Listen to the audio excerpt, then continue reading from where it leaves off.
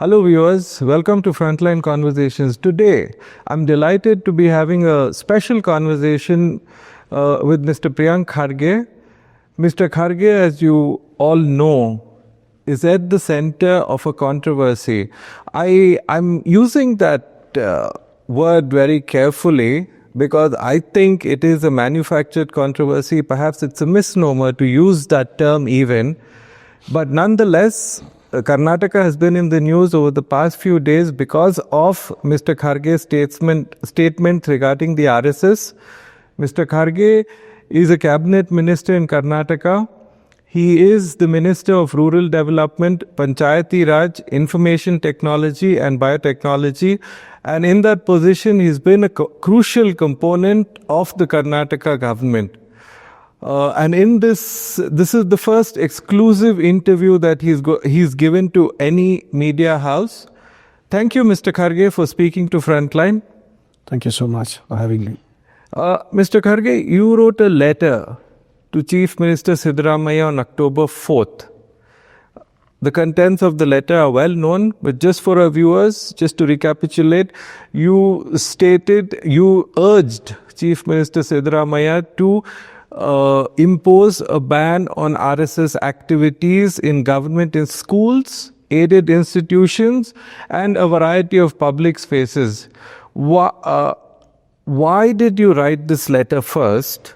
And second, a question that hasn't been discussed, why did you write this letter now? Well, firstly, like you said, it is it's not controversial at all. They've made it controversial because of the names that I have used. And in my letter, very clearly, I have stated not just RSS and other organizations, irrespective of their affiliation, irrespective of what they do, how they do, there needs to be some decorum that needs to be observed in public spaces. You cannot come and do whatever you deem fit or whatever you deem right in government schools, colleges, government institutions, government-aided institutions, grounds, public spaces, roads, gardens. I mean, who gives anybody permission to do those things? And irrespective of the political affiliation, irrespective of what you do, all I'm saying is let them seek permission. In my letter, it is very clearly mentioned that these organizations and many of the other organizations don't seek permission from the government at all. And they're registered, unregistered, we don't know. And if anything happens, who is to be blamed? The government will be blamed. All I'm asking is, whoever you are, if you're a registered organization, if you want to do any activity in the government premises or in public spaces, seek the permission of the relevant authorities. What is wrong with that? There is nothing wrong with that specifically, but coming back to your letter, you specifically talk about the RSS. You don't mention other organizations. RSS and other organizations like those. Okay. There are many who do this. So, okay. Like the Prime Minister himself put it, they're the world's largest, correct? Voluntary civil service. Yes. So I mentioned them. Yes. So there are many like that. But why specifically did you want this? You wrote this letter 2 days. The RSS celebrated it, marked its centenary on October 2nd. And your letter, so what you wrote you the letter saw throughout the country, what you saw throughout Karnataka was these gathering of people wearing uniforms, brandishing sticks, intimidating people. So if you want to have a march past on the streets of Karnataka, take permission. Why do you need sticks? Well, this time you said you've talked about the permission granted to, or how they do their activities without government permission. It is a fact that in the past you've also called for a ban on the RSS. See, I have my differences with certain ideologies. I don't like any ideology which has no space for me. When I say me, it's not personally, it's for the community. This ideology is against the constitution itself, which gives me equal rights as you. But here, it's not the same. This ideology is divisive in nature. This ideology is not progressive. And this ideology is only for the poor, OBC, backward, Dalits, tribals. This ideology is so divisive that the BJP leaders, kith and kin only, don't adopt it. But they expect everybody else to adopt it. I have a problem with that ideology. There is nothing wrong in me saying that. And you say, I have... It's not inclusive. Yes. When I say my community, what do you mean by that? Are you specifically... When I say inclusive, yes, it's not inclusive. It does not include. Now you tell me, this is the same ideology that inspired the assassination of Gandhiji. This is the same ideology that emboldened people to call Dr. Baba Saheb Ambedkar a Lilliput. This is the same ideology that emboldened people to come out and have more than 100 protests and reject the Constitution of India and say Manusmriti should become the Constitution of India. This is the same ideology that has been percolating over 100 years, that has emboldened a Supreme Court lawyer to throw his shoe at the Chief Justice of India while screaming about religion. all terrific points. I cannot disagree with anything. But, earlier last year, Mohan Bhagwat inaugurated the new headquarters of the RSS. This fancy 5-star hotel-like structure. I believe it's around 300 crores. It is, and it's spread over 4 acres. Wow, that's nice. So at that time, he said, earlier the Sangh was ignored, even opposed. But now, due to the favorable environment, the condition of the Sangh has definitely changed. So he was talking about the general climate. To a very basic question. Yeah. He inaugurated a building worth 300 crores in Delhi. Yes. Where did the Sangh get 300 crores from? If they are not a registered NGO or a cultural organization or a political organization, social organization, where are they getting the funding from? My question is the same. You say you are the world's largest organization. You say you, over the last century, you have done great good for the country. How have you done great good for the country? If I'm saying that I have helped people during famine, I have helped people during drought, I have helped people during the war, how have I helped? And where is that? What is the economics of that?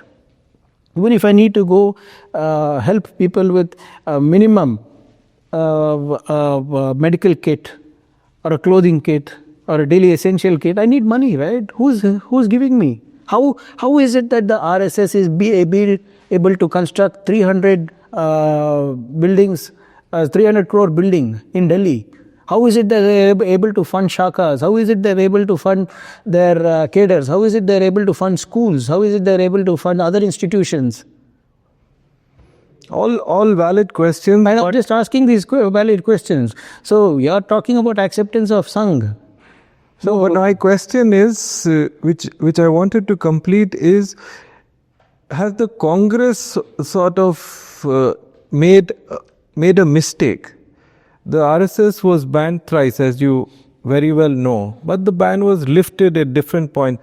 If these questions have been asked of the Sangh over many, many decades, at different points, these questions have been posed.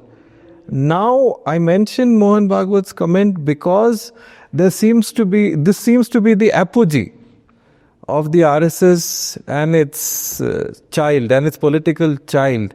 So, did the Congress make a mistake by not banning it earlier, by not curbing its activities, by not probing and asking these questions more sharply earlier?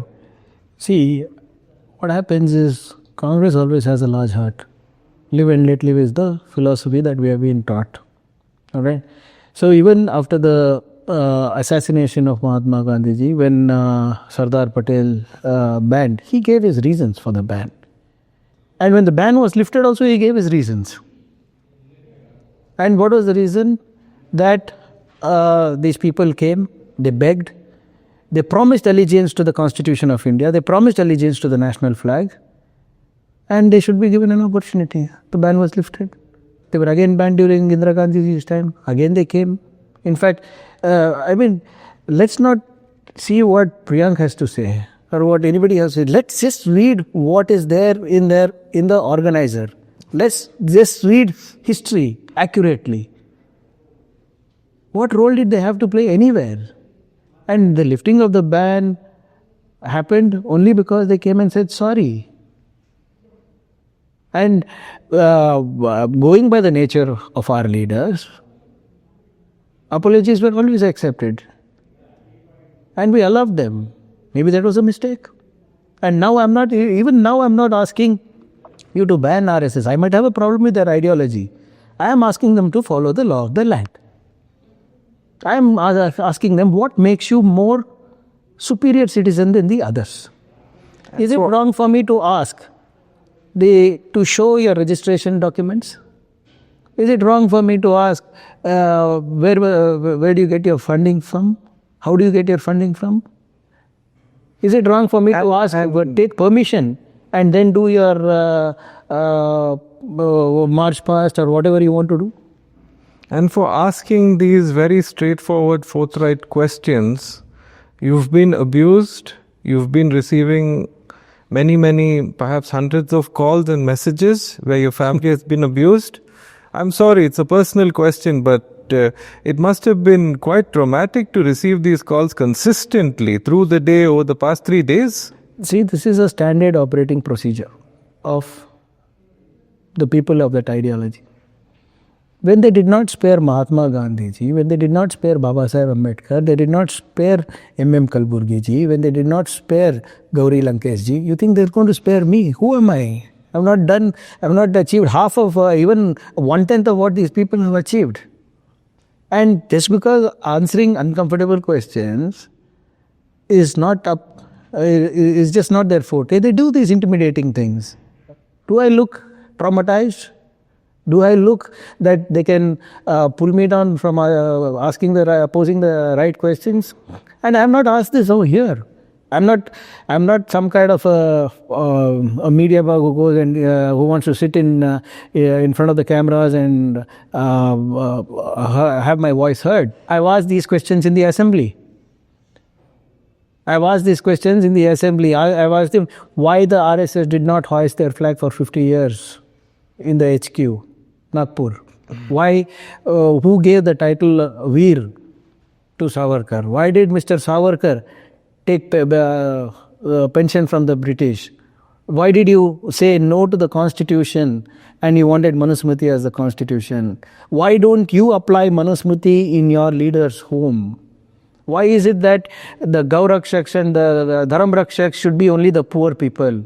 Why BJP leaders' children are not Gaurakshaks, don't wear Ganaveshas, don't carry lathis, don't do Dharamrakshane, don't drink Gaumutra? Why is this only for people of economic status of certain kind? And well enough, I've asked on the floor of the house, they don't know their history. They have not read their organizer magazine editorials previously. Now what RSS is doing, hiding everything somewhere so that nobody gets there. Why did Savarkar call India fatherland and not motherland? They have answers? No. Absolutely, they don't have any answers. The two-nation theory was also proposed by Mr. Savarkar. Now, these are very fundamental and principal questions, and I admire you for posing these questions consistently. And in this brings me to my next question, which is a little discomforting in the sense that you are one of the few people among the senior leadership of the Congress in Karnataka who's consistently doing this, perhaps along with Chief Minister Siddaramaiah, whose position on the RSS is well known, historically well known. Over the past few days, I've been glued to social media and the newspapers for tracking who else has endorsed you. So 4 other ministers have perhaps endorsed. I could be mistaken, one more, one less, but according to what I've seen, read on social media in the news, 4 other ministers have stood by you staunchly. In this, do you feel a little alienated or do you feel alone? No, absolutely not. Like you said, I don't know where the statistics come from, but every cabinet colleague of mine has stood by me. And more importantly, not publicly at least. No, they have. Of course, they have. I don't know what social media you follow. Maybe if you follow the regional media more closely, you will get better results. But Mr. Rahul Gandhi has spoken about this ideology. Mr. Kharge has spoken about this ideology. Mr. Siddaramaiah is backed what I have said. The PCC president has backed what they said. What more do I need? People are backing me up. And when you say what? No, exactly. Yesterday when we took this decision of getting a government order, it was a cabinet decision. No, that cabinet decision is a partial triumph. I would read it as a partial triumph because it says organizations have to seek permission. It doesn't mention the RSS. It doesn't ban the RSS. When did I say I want RSS banned? I'm saying I want RSS. Restrict Yes. activities of these kinds by any organization in government premises, government schools, government grounds, public spaces, roads. I cannot pass an order for only one particular institution or anything. I've asked for restriction of such activities that the previous government has also asked. In 2013, the BJP government was in power. Mr. Jagdish Shettar was the chief minister at that time. He has issued orders through the education department saying that only educational activities will happen in educational institutions and no applications should be submitted for any other things. So does that make BJP anti-RSS, anti-Hindu, anti-nationals? I'm just saying, look, that's a 2013 order. Let's get this revised and revived and make it a 2025 order. What is wrong with that? No, I mean, when you mention your party president, Mr. Rahul Gandhi, Mr. Mallikarjun Kharge, Chief Minister Siddaramaiah standing by you, I think this is where... My High Command standing by me. Yes, High Command. And when you said the cabinet note was passed, I mean, when the cabinet order was done, the government order is done, you're saying it's partial success. It's not about partial or full success. I'm not here to... I have better things to do than sit and govern how an organization works, functions or anything. I'm not interested in that. I'm just interested in building a very, very enlightened and empowered, economically empowered Karnataka. And any organization, any thought process that is against the progress of the state, that is against the progress of the disempowered people, I'm against that ideology. Radicalization of anyone, by anyone. No, I mean, I sort of I understand your point. It's a brave point to make, and the way you've stood by it.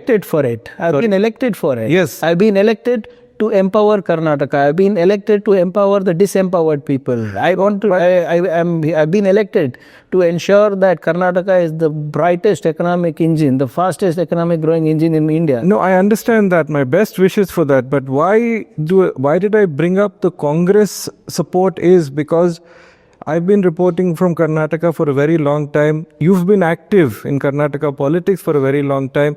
We know in certain parts of Karnataka and among certain politicians, there is great sympathy for the RSS. Let's take coastal Karnataka, for instance. On the day when your letter made it to social media, there was a very embarrassing report that an MLA, a Congress MLA from your own district, was allowing RSS activities to take place in Afzalpur. That is not his school. It's a private school where he is also one of the trustees. It's not run by him day to day. I apologize. No, that's okay. I mean, yeah. See, these people are extremely deep. This ideology is not understood by everyone. They indoctrinate at a very early stage.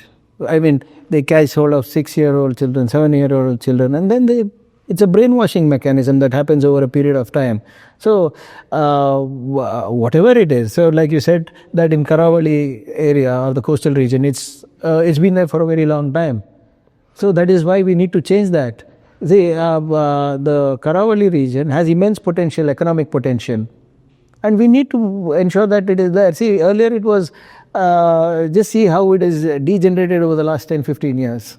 Earlier when it was a Congress belt, or there were better ideologies that were flourishing there, the people progressed economically. People felt empowered.